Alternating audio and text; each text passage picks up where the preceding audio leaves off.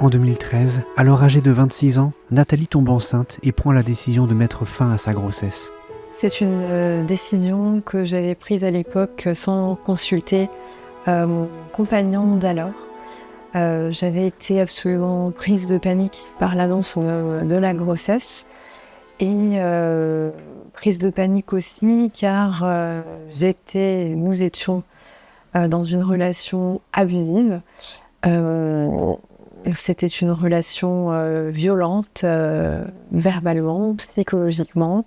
Il y avait au sein de notre couple des problèmes de drogue, donc l'annonce de cette grossesse m'a fait absolument paniquer car j'ai immédiatement pris conscience que je ne serais pas en mesure d'accueillir un enfant dans un foyer avec de l'amour. C'est alors que Nathalie suit un parcours médical encadré pour faire une interruption volontaire de grossesse. Je me rappelle, en me réveillant de cette opération, être surprise d'être moi-même encore en vie.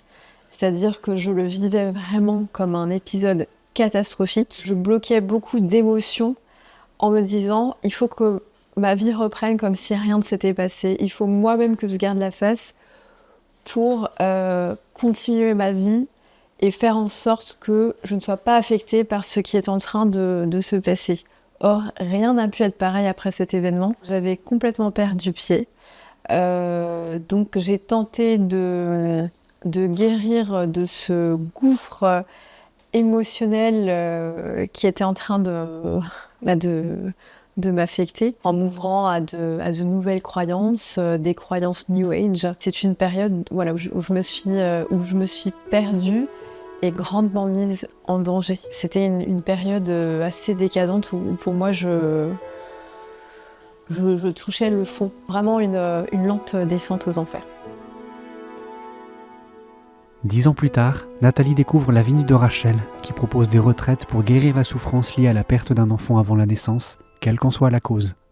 Je contacte la Vigne de Rachel en 2023, mais il me faudra 1 an de réflexion avant de franchir le pas de m'inscrire à une retraite. La retraite, où nous étions 8 participants, m'a permis de me rendre compte que je n'étais pas seule à traverser des événements qui chamboulent autant, émotionnellement, physiquement, à comprendre que c'était normal d'en souffrir.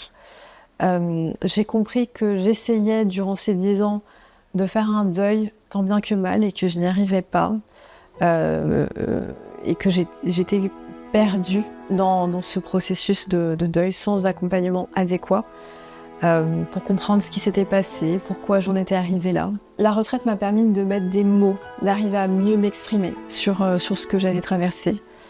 Et en fait, grâce à la retraite, j'ai pu commencer un chemin de deuil.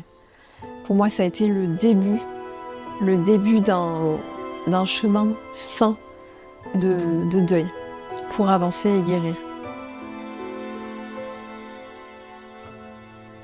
La Vigne de Rachel, c'est en fait une œuvre qui est aujourd'hui en France depuis 2009, mais qui est internationale. Elle est née d'une personne qui s'appelle Teresa Burke. C'est un chemin de consolation et de deuil pour des personnes qui sommes tous rassemblées par le chagrin d'avoir perdu des petits-enfants avant la naissance. On rassemble des personnes qui ont vécu des tragédies pour chacune, parce que c'est une tragédie pour chaque personne, mais l'un, ça va être par fausse couche, mais l'autre, ça va être avec une décision d'interruption médicale qui va avoir été très douloureuse, mais où il y a une part volontaire dans la décision.